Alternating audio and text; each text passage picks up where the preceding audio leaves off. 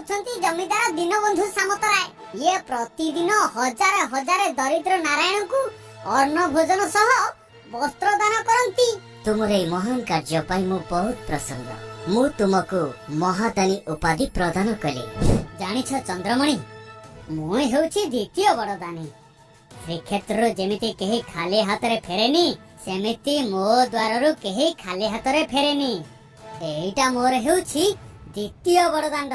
ए चौकी रे बसी बसी आ भलो लागुनी। गोटे काम करिवो, जगन्नाथଙ୍କ रत्न सिंहासन भई मो पाई गोटे सिंहासन करिवो। सेथिरे बसिले भलो लागिवो। देखुछ चंद्रमणि, ए महादानी शांतଙ୍କ अन्नर स्वाद केते। जगन्नाथଙ୍କ महाप्रसाद छाड़ी लोके एठाकू आसुछंती। आसंता काली आमे वीर गोविंदपुर जमीदारଙ୍କ घरको अन्न खाइबाकू जिबा। काहेकि श्रीमंदिरर 56 भोग कोन तते भलो लागुनी? महादानी शांतको अन्न मते चाखिबाकू पड़िबो। कोन बुझी पारिलो त? जगार कथा